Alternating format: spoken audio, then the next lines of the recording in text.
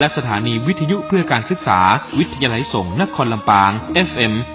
106.50 เมกะเฮิรตซ์ร่วมทำบุญแผ่นเทียนธรรมจักรแผ่นละ20 บาทรอเตียนพรรษาถวายวัดพระบาทอุดมตำบลเวียงอำเภอฝางจังหวัดเชียงใหม่หรือร่วมทำบุญตามกำลังศรัทธารอเทียนพรรษาจำนวน9 เล่มและถวายเทียนพรรษา15หัววัดวันที่15กรกฎาคม2566เวลา 8:30 นาทีถึง 17 นาฬิกาณวัดตุ่งโป่งตำบลเมืองปานอำเภอเมืองปานจังหวัดลำปางเดินทางไปร่วมบุญถวายเทียนพรรษาในพื้นที่อำเภอฝางจังหวัดเชียงใหม่ณวัดพระบาทอุดมอำเภอฝางจังหวัดเชียงใหม่วันที่13สิงหาคม2566เวลา 14 นาฬิกาสามารถร่วมทำบุญได้ที่ธนาคารกรุงไทยชื่อบัญชีโครงการพัฒนาการศึกษาโรงเรียนขนาดเล็กอำเภอเมืองปานจังหวัดลำปางหมายเลขบัญชี536 303 4255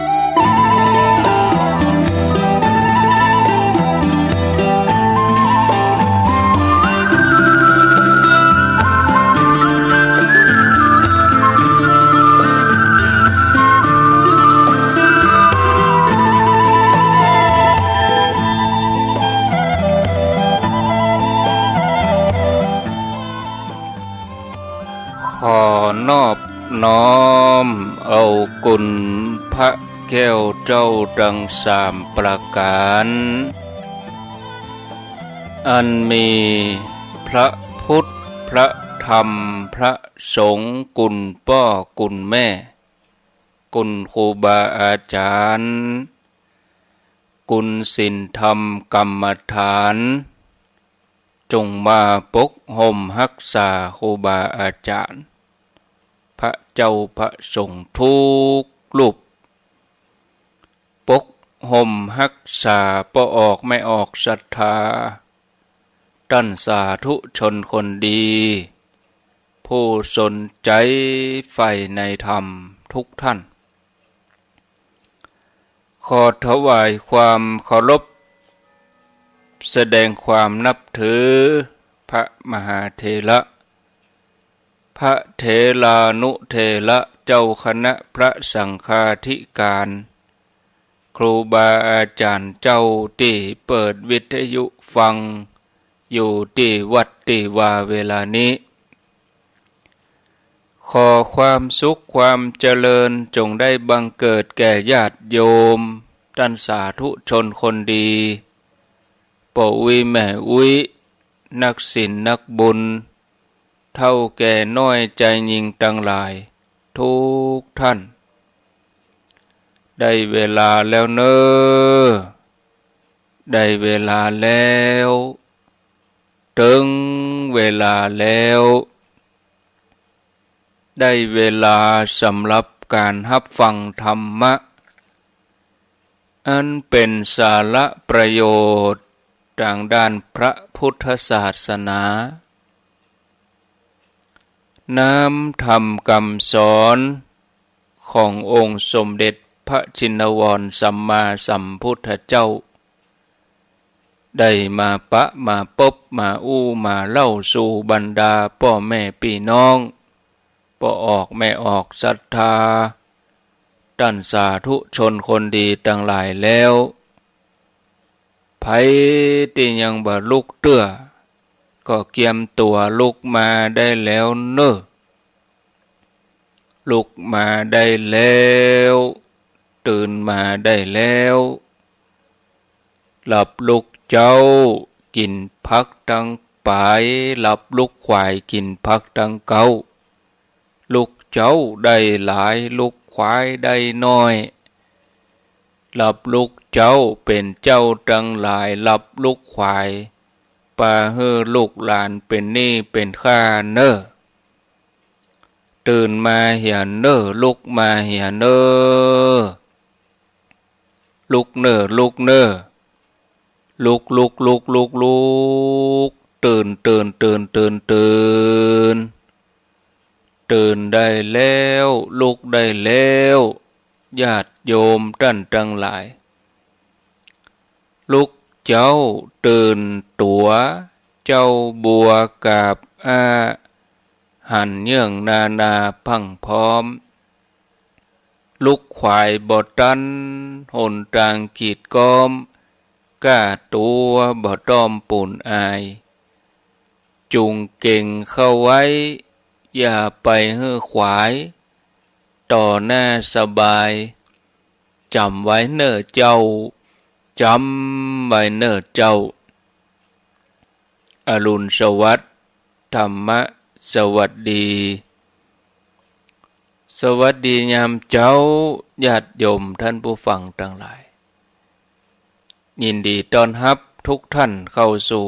รุ่งอรุณวันใหม่ปะกันเจ้านี้เป็นเจ้าของวันพุธที่14เดือนมิถุนายนพุทธศักราช2566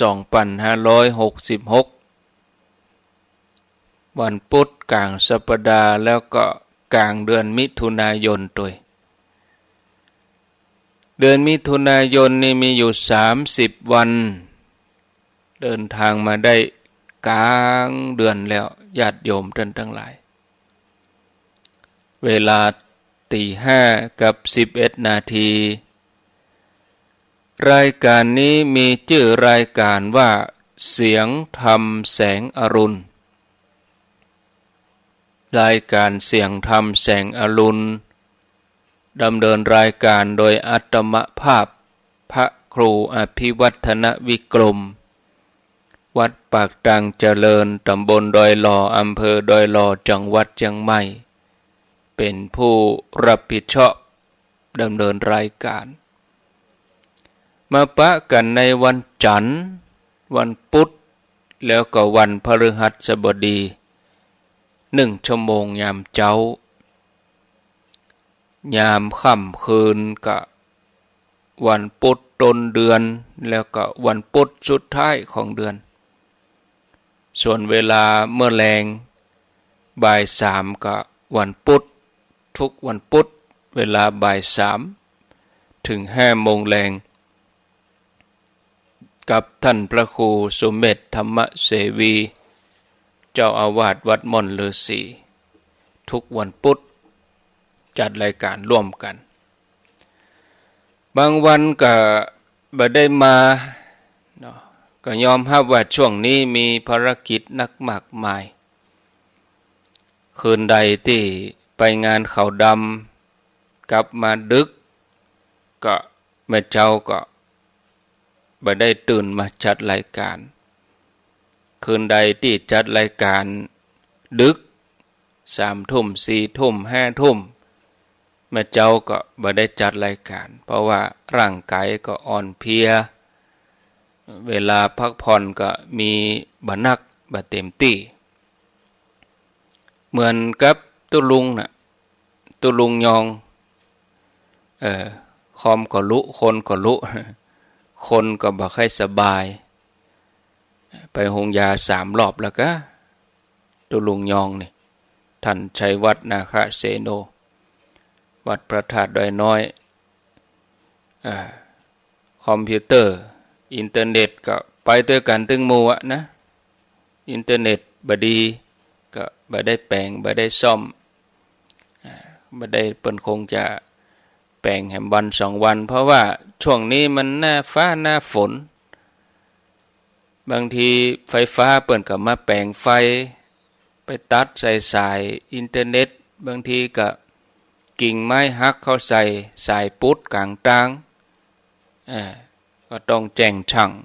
คือเปิ้นมาซ่อมมาแปลงสเตือก็คอมพิวเตอร์เนี่ยญาติโยมมันหลายสาเหตุกลัวจะออกอากาศได้กลัวจะมีเสียงไปถึงบ้านญาติโยมได้นี่ใบใจง่ายๆแต่เฮาฟังนี่เหมือนง่ายเนาะเปิดคอมเปิดไมค์ก็ได้แต่ว่ามันบ่อย่างนั้นนะมันมีแหมหลายอย่างที่มันเกี่ยวข้องสายนำสัญญาณถ้าบ่ดีก็บ่มีเสียงออกมิกเซอร์ที่เฮาใจเล่งเสียงช่องใดบ่ดีก็บ่มีเสียงออกเนี่ยไมค์กา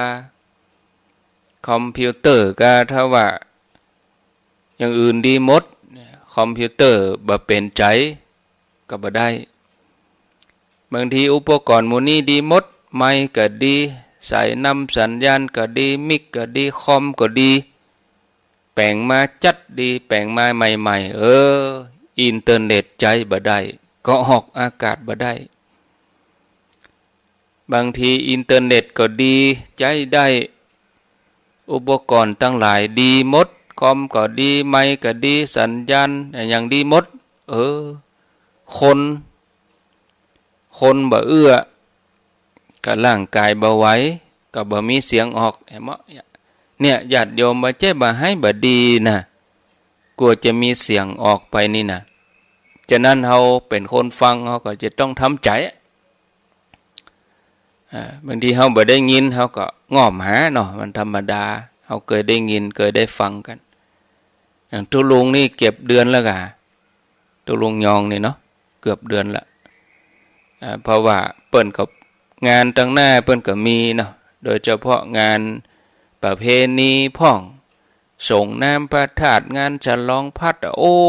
สปะสะเตือต้องไปนอนช่วยงานเป็นพิธีกรเป็นโฆษกภาคกลางวันพ่องภาคกลางคืนพ่องสะเตือก็อิดอ่อนร่างกายก็บ่ค่อยไหวถ้าต่อหลายวันนี่ก็ออกซิเจนในสมองก็จะน้อยถ้าว่าบ่ได้พักผ่อนเพียงพอออกซิเจนน้อยก็จะวูบหน้ามืดวูบหมอก็บอกก็เตือนความดันพ่องกะมันนึงมีหรอระยะหลังมานี่หมอก็เตือนเหมือนกัน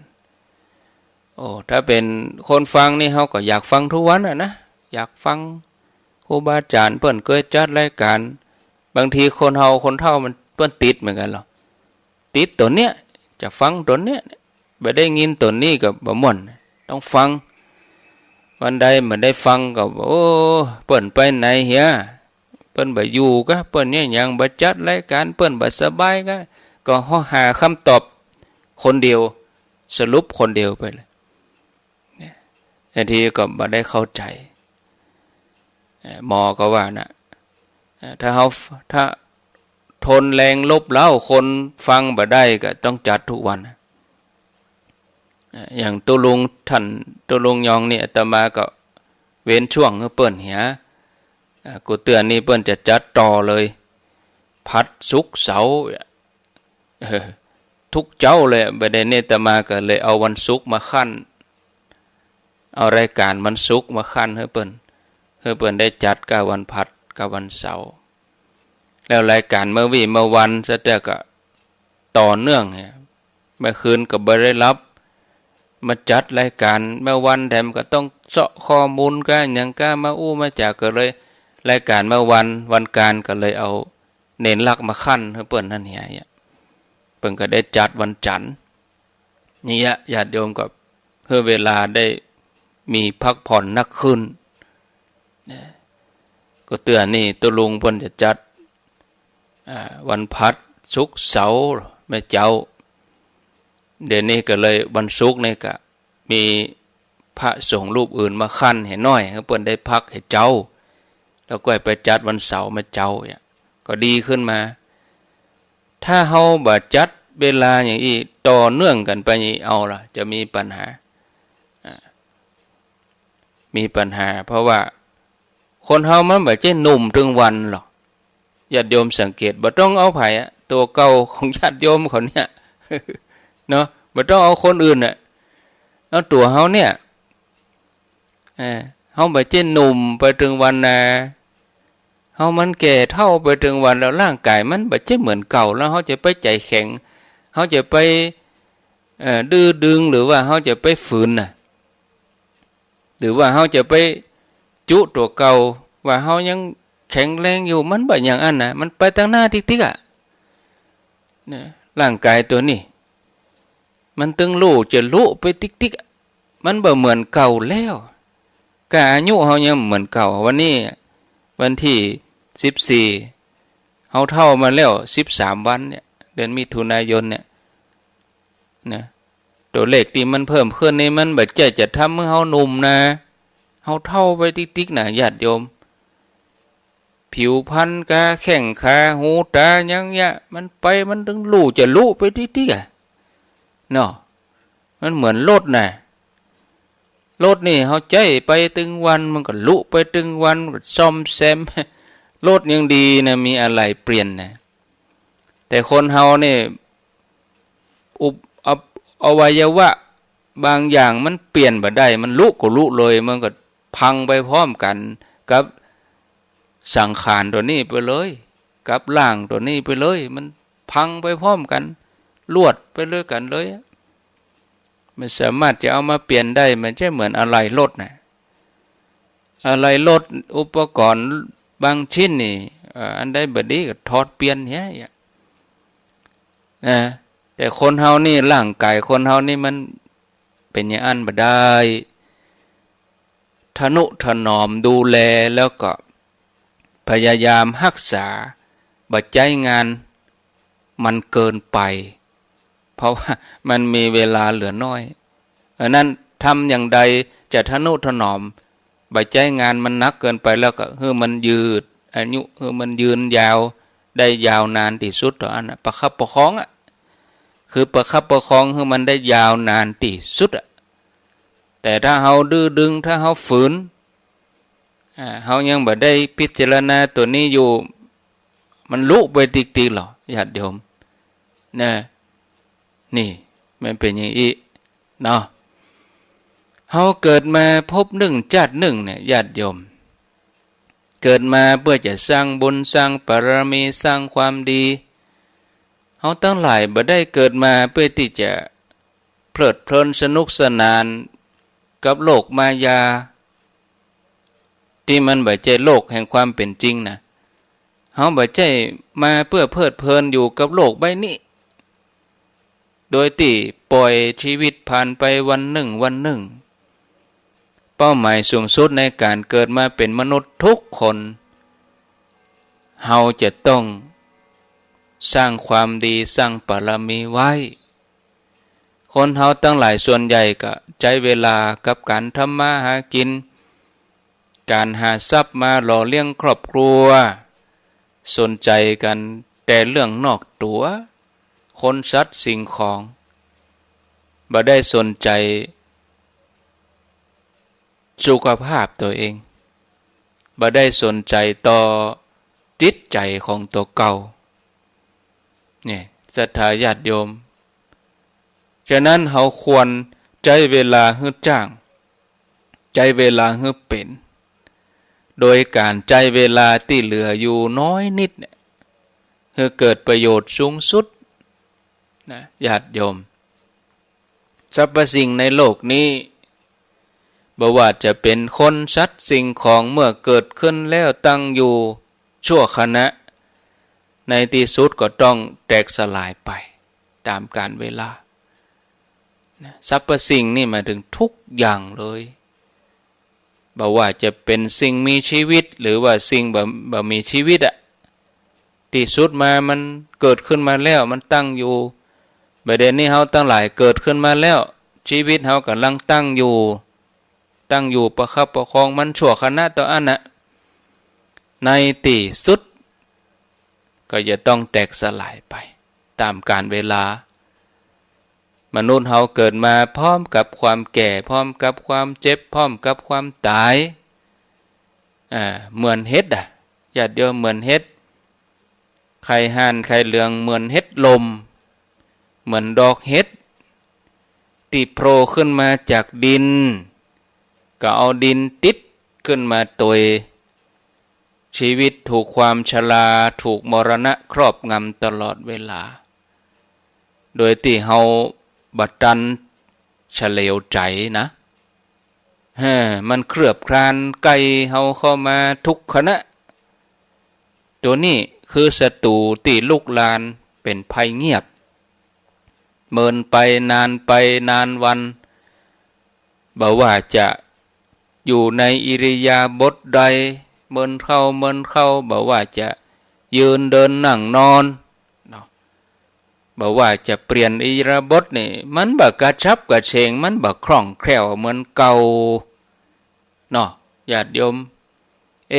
มันอย่างบ่เหมือนเก่าก็มันจะไปเหมือนเก่าได้อย่างใดแต่ก่อนนี่เตี้ยวมตั้นใจหล่นเอาละอ่อนนี่หล่นตั้นใจกระโดดใครเหาะใครซานปุ่นอ่ะบ่เดี๋ยวลองไปโดดกะลองไปหล่นกะก้าเตียวธรรมดาหมอก59 19จากบ้านไปเปิดประตูหน้าบ้านบ่ได้นี่อิดเศร้าสู่ซายังเต่าเศร้านี่หายใจฟู่ฟี่นี่บางคนกว่าจะหู้ตัวอายุก่อนล่วงไปแล้วเลข6เลข7เลข8แล้วเอาเลข0ไว้ตั้งหลัง เนาะมันเป็นอย่างนั้นจริงๆนะญาติโยมนี่คือความจริงนะคนเฮาถ้าอายุนักขึ้นเนี่ยเฮาจะต้องมีความดีมีบุญบารมีให้แก่รอบให้นักขึ้นไปด้วยกันอายุนักขึ้นคุณธรรมเฮาต้องมีนักขึ้นนะถ้าเป็นอย่างครูบาอาจารย์พระเจ้าประสงค์เปิดก็บารมีแก่กล้าอายุนักวาสานักนะคนเฮาทุกคนบ่ใช่ขอโทษนะแก่บ่ดอกบ่ได้แก่พอกินข้าวเท่าพอเกิดเมินอย่างนี้ก็ใจมันได้บ่เป็นแบบอย่างให้คนตั้งหลังบ่เป็นแบบอย่างให้ลูกให้หลานแต่ถ้าเฮาอายุนักขึ้นบารมีแก่รอบมีตึงความดีมีตึงบารมีก็เป็นเนติแบบอย่างให้คนตั้งหลายลูกหลานก็เคารพนับถือเป็นกรรมให้ชีวิตแล้วเนาะแต่ถ้าว่ายิ่งแก่ยิ่งแย่ บ่ได้สั่งสมมาอย่างไว้ปล่อยชีวิตไปวันๆอย่างไร้สาระบ่มีแก่นสารชีวิตอย่างนี่เปิ้นฮ้องว่าขาดทุนเป็นโมฆะบุรุษว่างเปล่าเมื่อเฮาตั้งหลายฮู้อย่างแล้วก็ขอให้พ่อแม่ศรัทธาญาติโยมทั้งหลายเนี่ยตั้งใจสั่งสมบุญสร้างความดีบารมีให้เต็มที่เตอะพอเวลาที่เหลืออยู่บนโลกนี้มันบ่เมินแล้วเนี่ยเราต้องดำเนินชีวิตอย่างผู้บ่ประมาทบ่ควรประมาทในการดำเนินชีวิตตื่นเจ้ามาอย่างหมู่เฮาทั้งหลายเปิดรายการฟังเทศน์ฟังธรรมเตือนสติมีความสุขอกสุขใจม่วนอกม่วนใจกินทานทำบุญไปพอไปได้ก็ไปเฮ้อไปเฮ้อเฮงแข่งกับเวลาแข่งกับสังขารร่างกายที่มันพร้อมจะลุจะพังไปทุกขณะทุกเมื่อนี่ญาติโยมสมัยเมื่อพระพุทธเจ้าพระองค์ประทับอยู่ที่วัดพระเชตวันใกล้เมืองสาวัตถีมีพราหมณ์ชราอยู่2 คนอายุ100 ก่อนได้จวนกันไปเข้าเฝ้าพระพุทธเจ้าพราหมณ์เท่าถึง2อายุ100 ไปไหว้พระพุทธเจ้าข้าแด่พระสมณโคดมผู้เจริญข้าพระองค์ทั้งหลายเท่าแก่แล้วอายุ100 แล้วแต่ก็ยังบ่ได้สร้างความดีบ่ได้สร้างบารมีบ่ได้สร้างบุญกุศลอันยังไว้เป็นที่เปิ่งในโลกหน้าเลยขอพระองค์แนะนำขอพระองค์ประทานโอวาทให้ข้าพระองค์กำเตอะเพื่อประโยชน์เกื้อกูลเพื่อความสุขพุทธเจ้าพระองค์ก็ตรัสว่าดูก่อนท่านพราหมณ์ติเตพวกท่านก็เป็นคนเฒ่าคนชราที่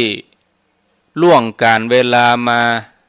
มีอายุ120 ปีตั้งแต่เกิดมาแต่บ่ได้สร้างความดีบ่ได้ทำกุศลบ่ได้ทำอันอย่างที่มันเป็นมงคลเป็นที่เปิ่งไว้ในโลกหน้าเลยดูก่อนท่านพราหมณ์โลกนี้ถูกชราพยาธิมรณะนำไป เมื่อถูกชราพยาธิมรณะนำไปอย่างนี้ความสำรวมตั้งกายวาจาใจย่อมเป็นที่ต้านทานเป็นที่เล่นเป็นที่เกาะเป็นที่เปิ่งเป็นที่ยึดเหนี่ยวเมื่อละจากโลกไปพราหมณ์ทั้งสองเมื่อได้ฟังธรรมฟังกรรมพระเจ้าก็เกิดความเลื่อมใสมีใจตั้งมั่นในพระรัตนตรัยขอบวชขออุปสมบทขอบวชในพระพุทธศาสนาแต่เนื่องจากว่าเฒ่าแล้วอายุนักแล้วอันนี้เปิ้นห้องว่าโอ้กลัวจะหู้แต่ปะพระตวบไก่แจงเนาะกว่าจะหู้น้ำหู้ธรรมกว่าจะตัดสินใจมาบวชร่างกายมันบ่เอื้อแล้วจะมาปฏิบัติอะไรยังมันก็บ่เอื้อนะมาเหมาะแล้วบ่เหมาะแก่การบวชแล้วก็เลยสามารถที่จะบำเพ็ญข้อวัดปฏิบัติของนักบวชให้สมบูรณ์ได้ฉะนั้น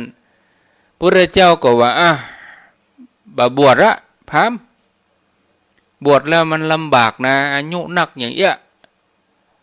จะย่างจะเตียวไปบิณฑบาตเดินจงกรมนั่งสมาธิมันลำบากพราหมณ์เอ้ยมันลำบากมันลำบากแต่ความเท่านี่เอาศีล5ไปก็พอละอันเนี้ยบ่ลำบากบ่บวชละอายุนักแล้วตั้งมันอยู่ในศีล5นี่พราหมณ์เหมาะสมเหมาะวัยและเหมาะสมกับวัยพราหมณ์เท่าถึง2นี่ก็บ่ได้น้อยอกน้อยใจหยัง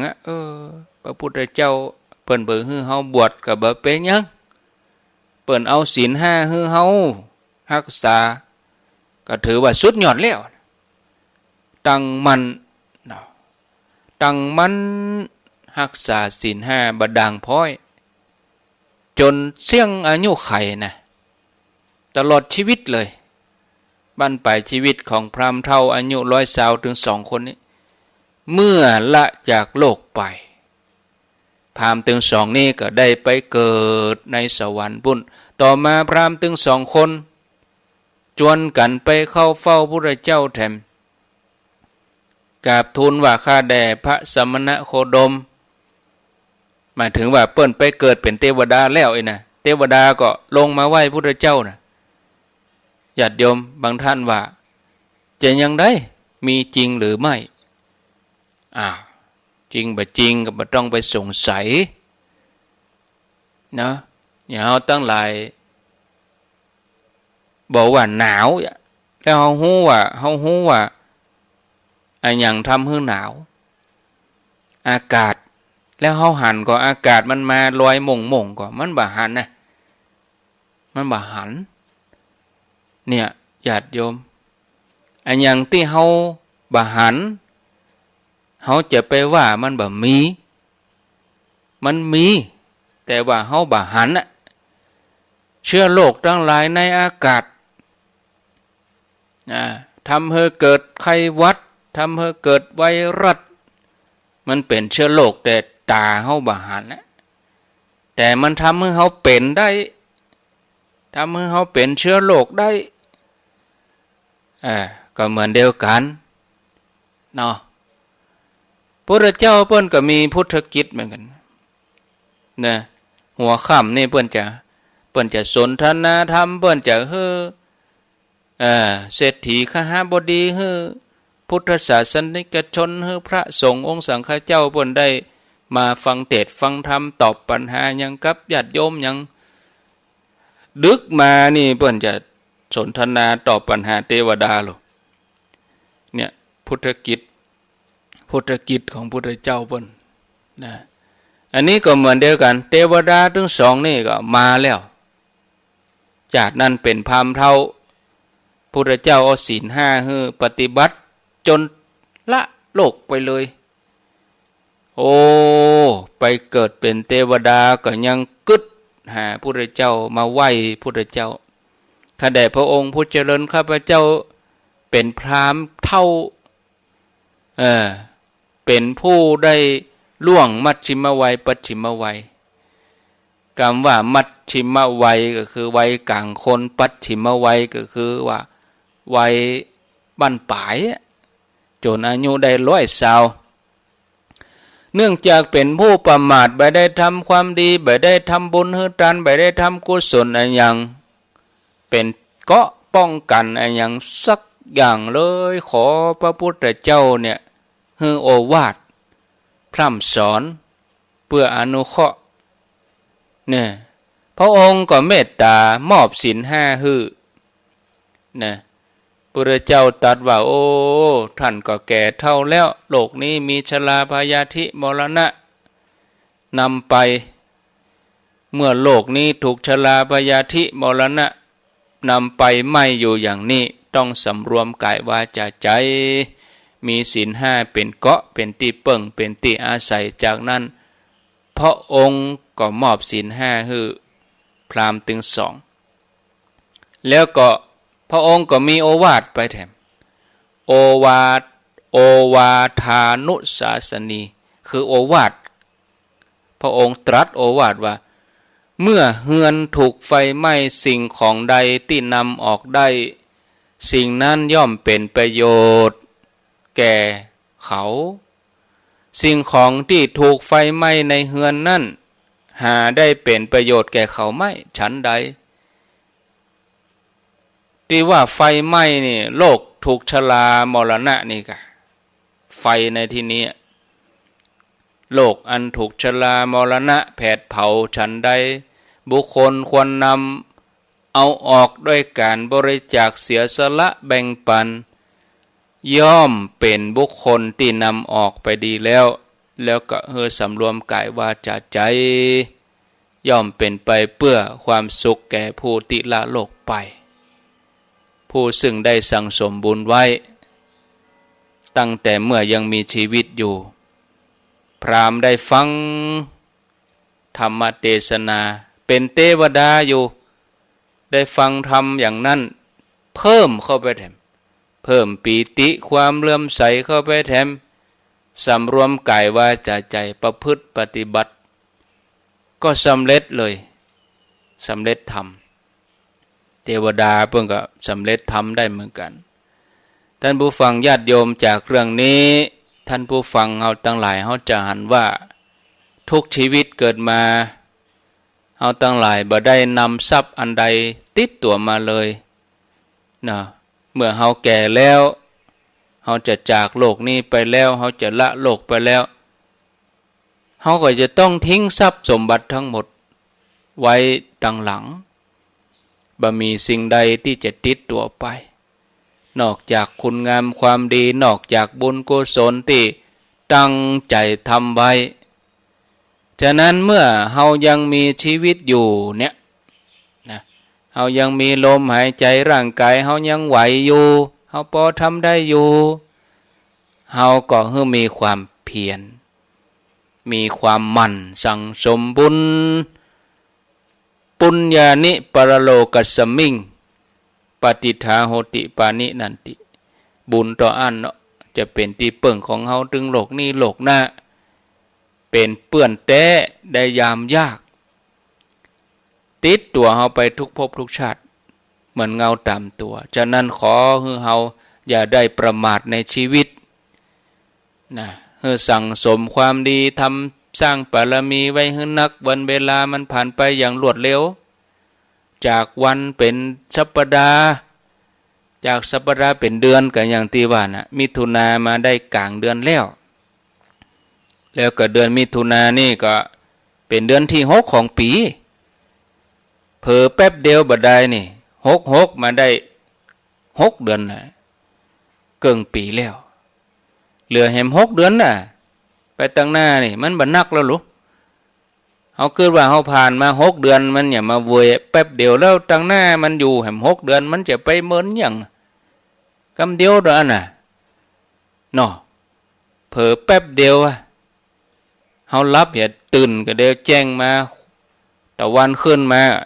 เป็นวันใหม่แหมแล้วอรุณสวัสดิ์ อรุณสวัสดิ์ยามเช้า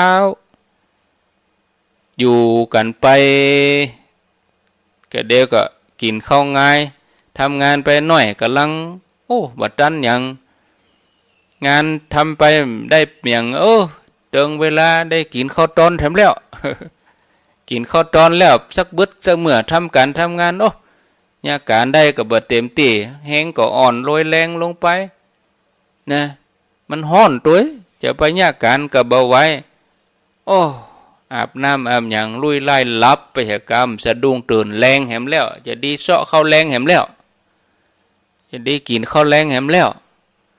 กินข้าวอาบน้ำค่อยหยาดโทรศัพท์ไปผ่านไป2 ชั่วโมง3 ชั่วโมงดึกแล้วลูนี่ลุยไล่ลับราตรีสวัสดิ์ผูกมาตื่นธรรมะ เนี่ยญาติโยมบันเวลามันเป็นอย่างอี้นะมันบ่ใจอยู่รอท่านะว่าจะเดี๋ยวก่อนอย่างเฮาอ้างมันเดี๋ยวก่อนนะเวลามันบ่เดี๋ยวก่อนน่ะตัวเฮาเองเฮาว่าเดี๋ยวก่อนอยู่หั่นวันเวลามันว่า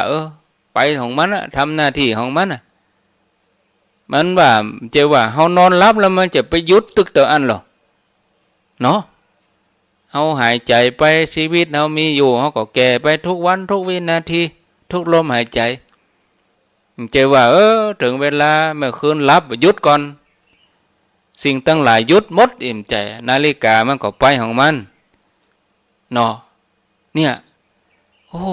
ญาติโยมมาเกิดใจอีนี่เห่งเห็นเห่งเหียถ้าถึงวันนั้นมา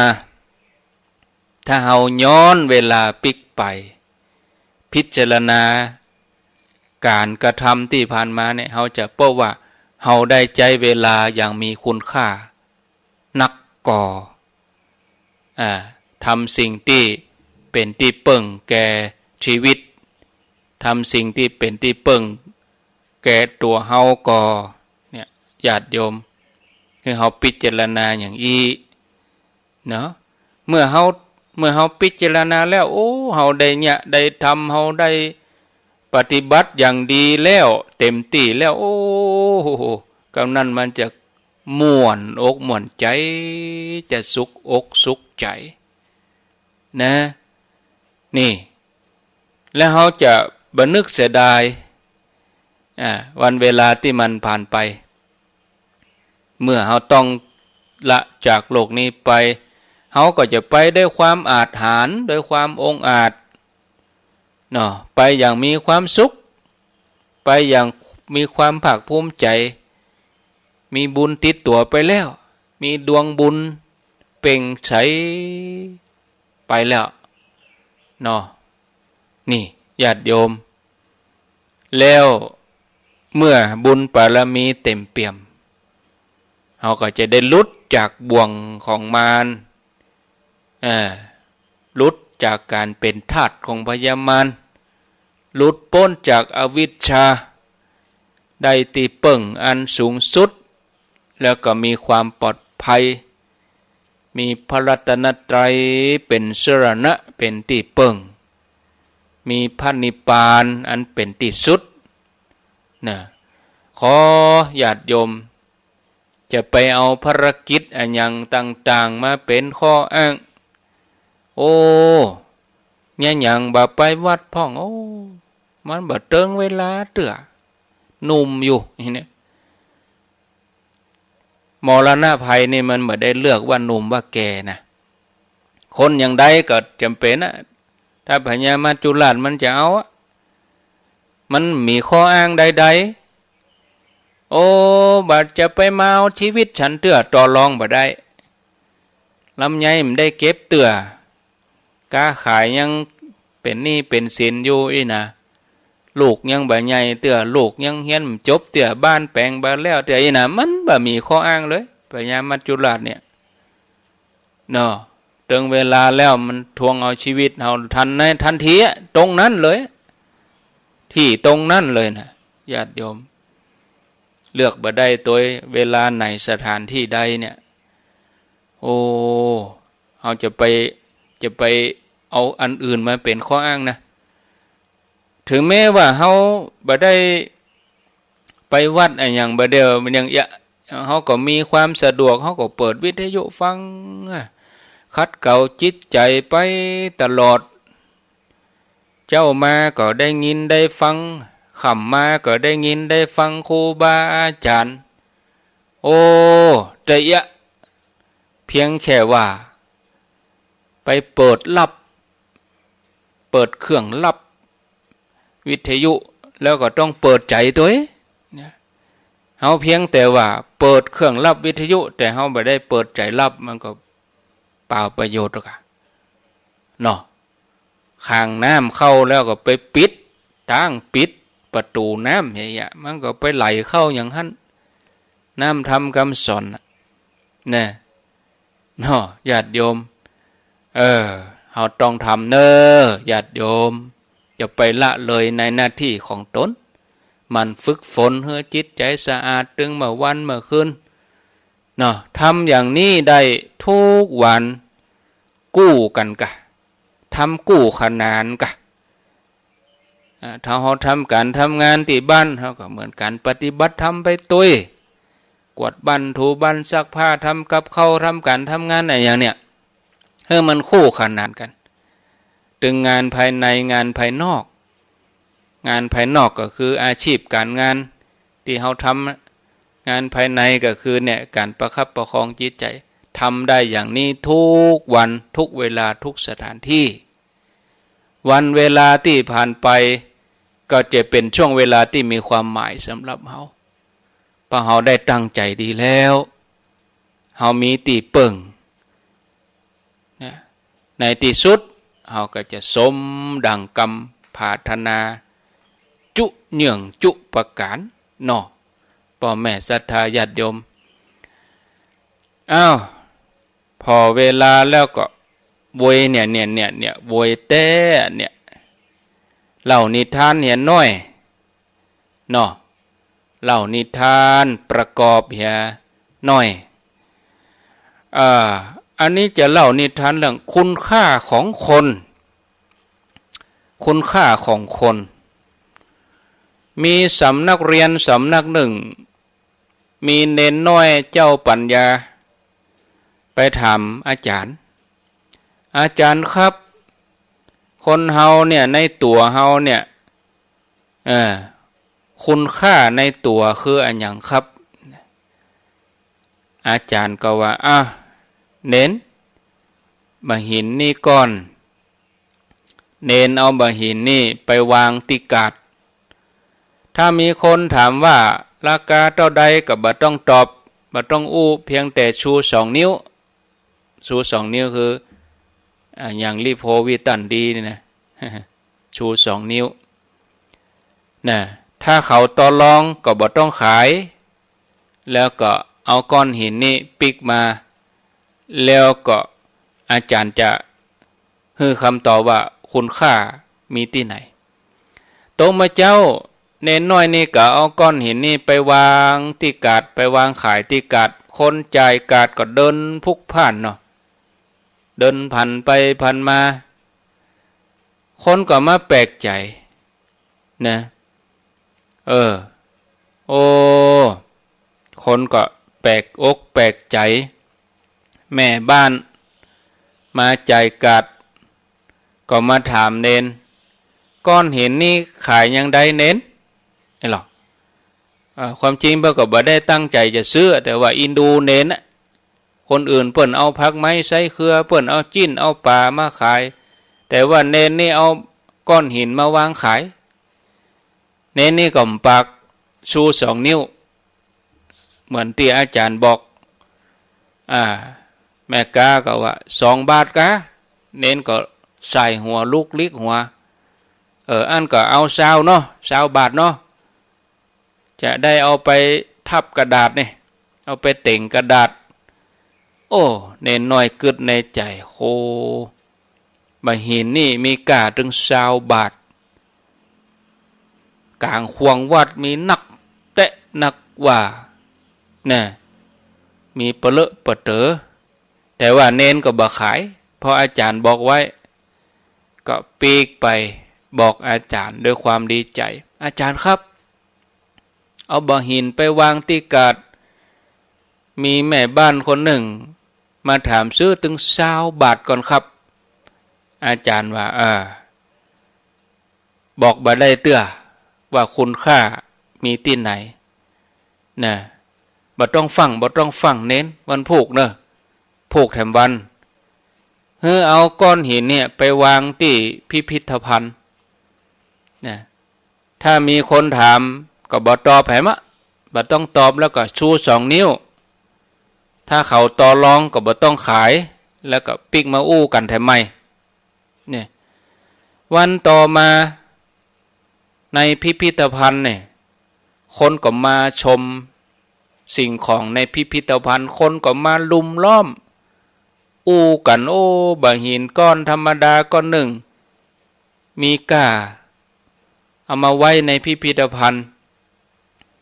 อันยังก็จ้างที่เอามาไว้ในพิพิธภัณฑ์ได้เนี่ยต้องมีก้านะ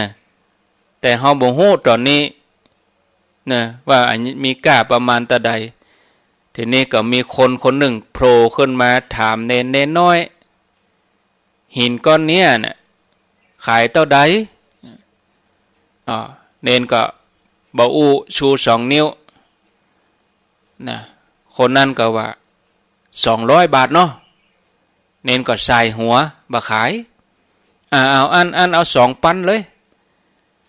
กำลังหาบ่หินที่จะเอาไปแกะเป็นผ้าเนี่ย2 ปันเน้นตกใจแต่ว่าเอาไปนั่งที่กาดได้20 บาทวันนี้เอามาไว้ที่พิพิธภัณฑ์ได้2 ปันกันปะตกใจไปพบอาจารย์ด้วยความดีใจอาจารย์ว่าบ่ตกลงเตี้ยบ่ตอบเตี้ยคุณค่ามีที่ไหนบ่ตอบเตี้ยมีคนฮื้อถึง2 ปันนะอาจารย์บอกได้แล้วกะว่าคุณค่าคืออันหยังอาจารย์ไข้หัวชอบใจบ่บอกเตือนเน้นวันพุธแถมวันหนึ่งเธอเอาไปที่ร้านขายวัตถุโบราณแล้วก็ปิกมากันเนี้ยอาจารย์บอกแน่นอนตกแถมวันเนนก็เอาหินก้อนเนี้ยไปขายที่ร้านวัตถุโบราณก็มีคนมามุงพอบางคนก็เอากล้องมาส่องวิเคราะห์วิจัยนะมีคนว่าอันนี้มันหินอันอย่างนี้สืบมาจากราชวงศ์ไหนนะแม่กี่คนแล้ววิเคราะห์เอากล้องมาส่องพอมาจากถิ่นฐานที่ไหนสืบมาดึกดำบรรพ์กะหินจันไหนราชวงศ์ไหนท้ายที่สุดมีคนถามเน้นน้อยหินก้อนเนี้ยขายเท่าใดเน้นก็ตอบชู2 นิ้วคนที่มาถามว่า20,000เนาะ20,000 บาทเนาะเน้นตกใจปากค้างเลยแต่ค่ะอีกแล้วพอใจคนนั้นเนี่ย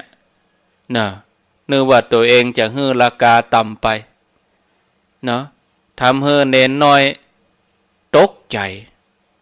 แก้ไขทำไมว่าเอาอันก็จะเอา200,000นอนเน้นน้อยเนาะ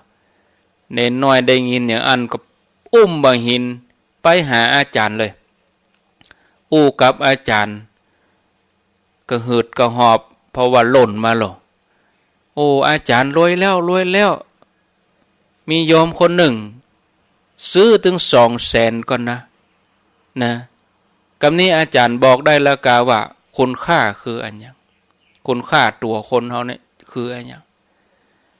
ผู้เป็นอาจารย์ก็เอามือลูบหัวเนนโดยเสียงอินดูว่าเนนเฮ้ยคุณค่าของตัวเฮานี่นะทุกคนน่ะเหมือนก้อนหินก้อนเนี้ยถ้าเอาไปวางที่กาดก็มีก้า20 บาทเอาไปวางที่พิพิธภัณฑ์ก็มีก้า2 ปันไปอยู่ที่ร้านขายของเก่าโบราณมีคนหันคนใครใด มีค่า200,000สังคมเวทีชีวิตคนเฮานี่มันต่างกันตำแหน่งหน้าที่ต่างกันคุณค่าก็ต่างกันนะเวลาเฮาเป็นหินเป็นเพชรเป็นพลอยเป็นวัตถุโบราณสิ่งที่มันต่างกันก็คือว่าก้อนหินเนี่ยมันเดินบ่ได้เลือกที่จะไปไหนบ่ได้ต่างจากคนนะคนเฮามี2 ขา2 มือมีสมองเลือกที่จะอยู่ในที่เปิ้นหันกล้าสำคัญตัดที่ว่าเฮาจะทำตัวของเฮาให้เป็นหินหรือว่าเป็นอัญมณีเนาะเมื่อเวลามันผ่านไปความแข็งแกร่งผ่านการเพาะบ่มผ่านประสบการณ์ผ่านการเจรไนก็เกิดความสวยงามสามารถเอามาวางโชว์มีคุณค่าให้คนได้หันให้คนได้ต้องการนะจงเลือกเอาว่าจะอยู่ที่พิพิธภัณฑ์ให้คนได้ชื่นชมหรือว่าไปอยู่ร้านของเก่าเป็นของติดแปลงให้คนตั้งหลายเอาไว้ประดับปรมีนี่ญาติโยมคุณค่าของคนมันอยู่ที่ไหนอยู่ที่การเอาไปไว้จุดไหนเนาะพอแล้วเนี่ยญาติโยมเวลาก็ล่วงเลยมาพอสมควรอนุโมทนากับยายทองแถมวงศิลทุวิเศษร้อยตำรวจตรีสุดจักรพรหมเสนพร้อมครอบครัวทำบุญถวายบำรุงสถานีประจำเดือนมิถุนายน500 บาทก็อนุโมทนาบุญกุศลตัวประชาสัมพันธ์ข่าวสารงานบุญเนาะญาติโยมที่อยู่ตั้งในห้วนในเวียงอยู่ใกล้อยู่หิมวันที่16นี่ก็เชิญชวนไปบรรจุพระบรมสารีริกธาตุที่วัดพระครูชื่อเปิ้นว่าวัดพระครูไม่ใช่ว่าพระครูสมหวังพระครูบรรยงพระครูสมเด็จเห็นใจนะก็วัดพระครูนั่นน่ะมีที่หลังวัดปราสาทหลังวัดพระสิงห์วรมหาวิหารวันศุกร์ที่16เวลาบ่าย 3 โมงครึ่งเนาะก็เชิญชวนด้วยแล้วก็9 โมงนะก็ที่วัดสันกวานตำบลแมกะอำเภอสันปะตองจังหวัดเชียงใหม่ในวันที่16เหมือนกัน9 โมงครึ่งที่วัดสันกวานแล้วก็บ่าย 3 โมงครึ่งนะก็ที่ปุ่นวัดพระครูในเมืองเนาะแถมข้าวนึ่งอันนี้ทางเวียงเป่าบนข้าวเก่านะเฮาก็เบาเฮาข้าวใหม่ที่มาเนี่ยก็เพิ่มเข้ามาวันที่17 มิถุนายนนี้เปิ้นเริ่มต้นธรรมสัญจรของสมาคมผู้สูงอายุเวียงเป่าเนาะวันที่17 มิถุนายนที่วัดสันสลีพระหลวงพ่อพระครูนิวิตศีลสังวรเป็นองค์เทศ26 มิถุนายนวัดศรีสุทธาวาสพระครูปริยัติชัยวัฒน์เป็นองค์เทศวันที่10 กรกฎาคมวัดโป่งเทวีพระครูอภิวัฒนวิกรมเป็นองค์เทศ31 กรกฎาคมวัดสันมะเข็ดหลวงพ่อพระครูอดิศัยธรรมโมภาส8 สิงหาวัดห้างตำหลวงพ่อพระครูไพบุญพัฒนาภิลักษ์15 สิงหาวัดปางแงะครูบาชายาปัทภี30 สิงหาวัดศรีดอนใจพระครูปฏิพันธ์ธรรมทิน7 กันยาวัดหนองบัวท่านมหาสมชาตินันทธรรมิโกแล้วก็13 กันยาวัดหนองยาวปิดโครงการโดยหลวงพ่อพระครูนิวิตศีลสังวรวันปิดโครงการเนาะก็เชิญชวนเนอะวันอื่นก็ก้อยมาประชาสัมพันธ์แห่งกรรมพอเวลาแล้วจบครบเวลาวันนี้ขอนำรายการจากลาพ่อแม่ศรัทธาญาติโยมตันสาธุชนทุกคนทุกท่านไปก่อนป้ากันแถมใหม่ในวันพุธแล้วเบิดแมลงก็ยังจะมาป้ากันอยู่ถ้าบัติดภารกิจต่างใดเนาะอายุ